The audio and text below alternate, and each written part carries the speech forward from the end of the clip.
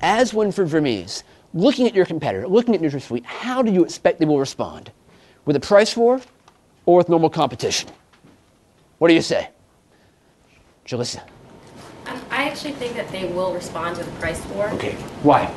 Particularly, well, if you look at Europe and Canada kind of in a vacuum, you would think that they're going to lose money in the short term. I have the case in front of me, I have the write-up in front of me, and I'm really looking at what are the key points. I mean, in my head, I'm already thinking like, all right, top 3 things that I want to get across in my 30-second speech. And exactly how's the price war going to accomplish that end? The knowledge that you might be called upon to make an intelligent, cogent argument in front of people whose opinion you care about does motivate you in those off hours. Who sees it very differently? Yes, Mark, what's going on?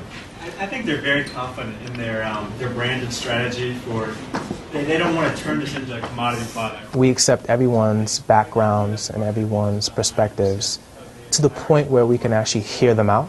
And I feel like everyone does a really good job of listening to the point where they can think about it and say whether they agree or disagree, and then coming up with a compelling reason as to why they agree or disagree. Kara, in or out?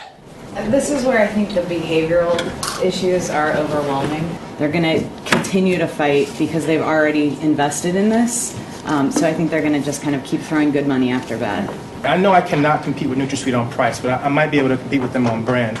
So what I would try to do is try to do some like customer research and try to really get the HSC product out there and really get it to the point where there's some critical mass as far as brand recognition, and then approach Pepsi and say, hey Pepsi, here's an additional level of aspartame that you can have to compete with Coke who's using the NutraSweet.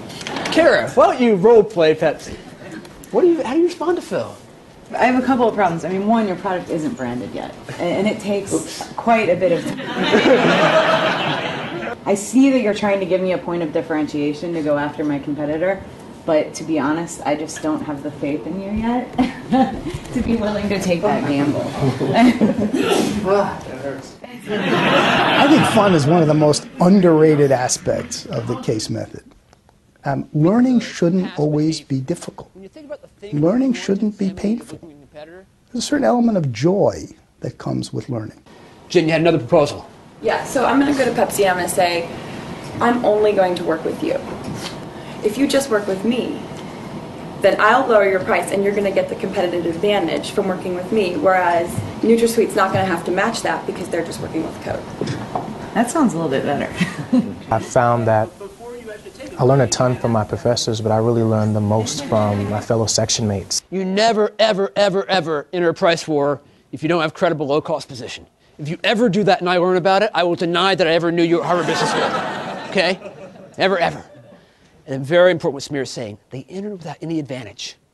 There was not a superior gap between cost and willingness to pay. That was a major lesson of the case. And in addition, it drew on concepts we had built up over the previous half-dozen cases. So it showed that things had kind of come together for a set of people. We'll continue to look at competitive dynamics on Thursday when we look at the fascinating battle between British satellite broadcasting and Sky Television. Thanks.